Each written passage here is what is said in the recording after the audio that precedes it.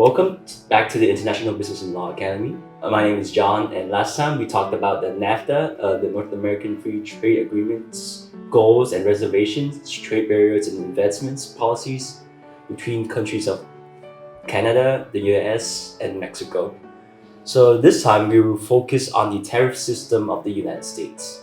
That is the valuations of the US custom laws. So what is valuation? Ms. Nguyen, can you start us off? The US has adopted valuation procedures that conform with the provisions of the Multi-lateral Trade negotiations of the GATT. This international system is designed to promote uniform, fair, and neutral procedures for determining the value of imported goods. Under these global standards, the preference method of valuation is based on the transaction value of the goods. Yeah, but however, in some instances, there will have been no arm's length transaction between the importer and the exporter. And when that occurs, the valuation system provides a list of secondary methods for determining the values of the imported articles. All right, thank you all. There was a good insight into valuation. Now let's move on to transaction values. So most articles imported into the US is based on the transaction values of the imported goods. So transaction values is calculated by adding the price actually paid or payable for the goods when it's sold for exportation to this country to the following amount. So it has 5 amounts there.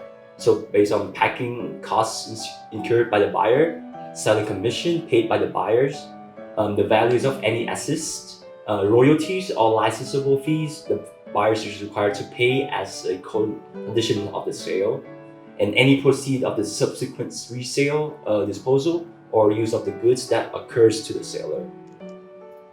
Alright, so let's move on to identicals or similar goods. Louis?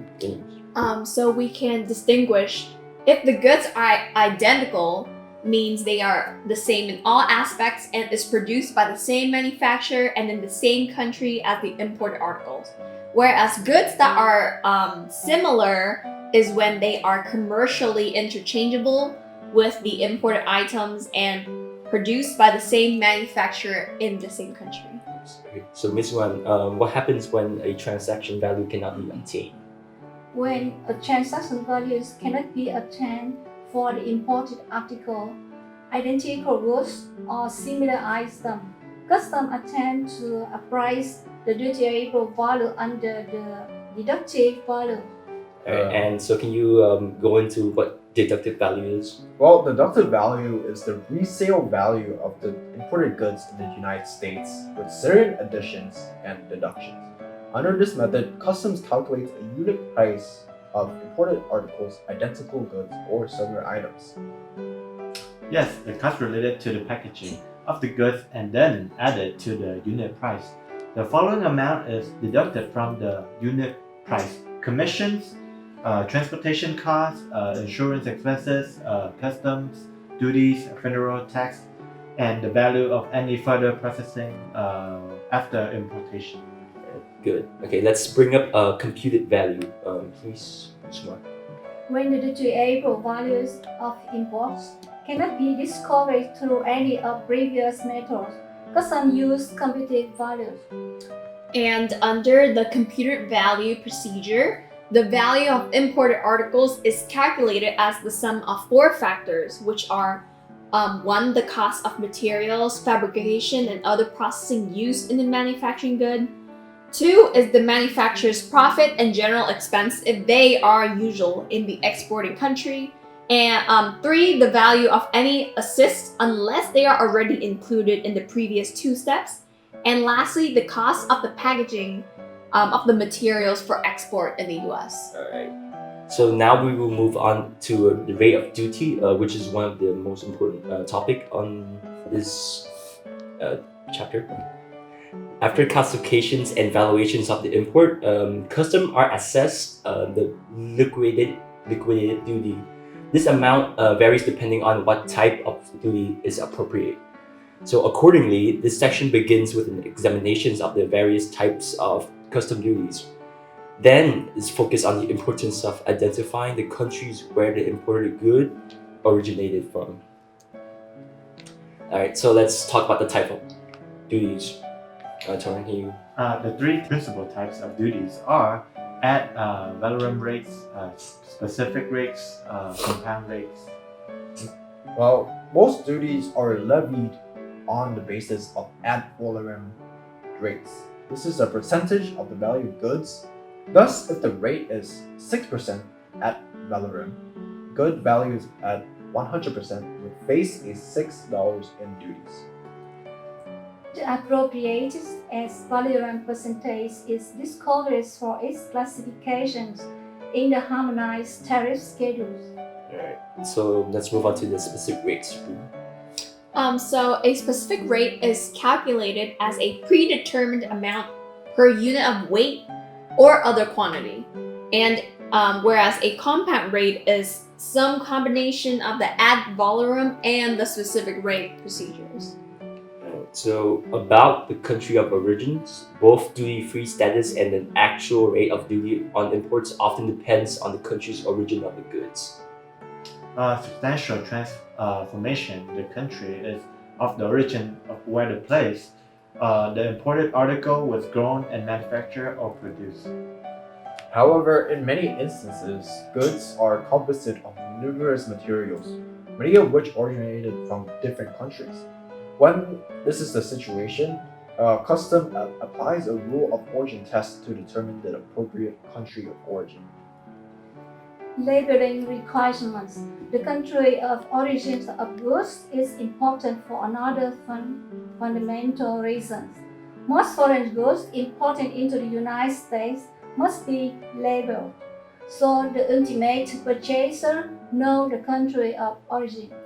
Yeah, and this labeling requirement raises two fundamental issues, which is number one, the imported materials might be further processed in the United States before being sold to the public.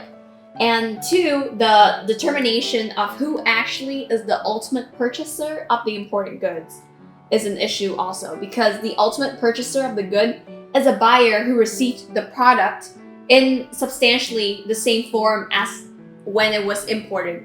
Therefore, labeling is not required beyond the ultimate purchaser level. Alright, so because of that, it evoked an aspect that's called the most favored nation treatment. So, Janan, can you talk more about this? Well, as a member of the GATT, the United States has promised that the rate of duty variable to one GATT member will be available to other trading members that belong to the GATT. Under the most favored nation principle, most goods entering the United States is qualified for mid-level rates. However, not all nations of the world are GATT members. In some instances, GATT may permit discriminatory treatment. Alright, so thank you all for the discussion on the topic. So to clarify the problems relating to the concepts that we talked about, we will look into a case study that is of Uniroyal versus the United States. So the facts are, Uniroyal manufactured footwear uppers consisting of the complete shoes except for an outsole in Indonesia and imported them into the United States. After the importations, Uniroyal sold the uppers to Stride Right, which completed the manufacturing process by attaching the pre-shaped outsole to the upper and then marketed the finished shoes to retail sellers. Before exportation to the United States, the uppers were packed in cartons marked "Made in Indonesia." The U.S. Customs Service prohibits the entry of the uppers on the ground that each uppers was not marked with its countries of origin. Uniroyal claims such labeling was not necessary because the Trade Rights was the ultimate purchaser, since the uppers were substantially transformed during the final manufacturing process. So the issue here is that is Uniroyal exempt from labeling requirements because Stride Rights substantially transformed the imported uppers? So I would like to start by saying each individual upper must be properly labeled unless Stride Rights attachment of the outsole constitutes a substantial transformation, which results in the final product having a name, character, or use differing from that of the imported article. A substantial transformation of the upper has not occurred, since the attachment of the outsole to the upper is a minor manufacturing or combining process that leaves the identity of the upper intact. The upper was substantially is completely when it's were imported.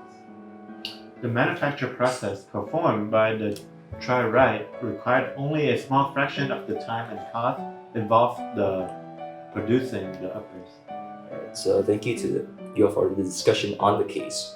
So I would like to restate the question is Royal exempt from labeling requirements because strike rights substantially transform the imported uppers. So the decision here is no.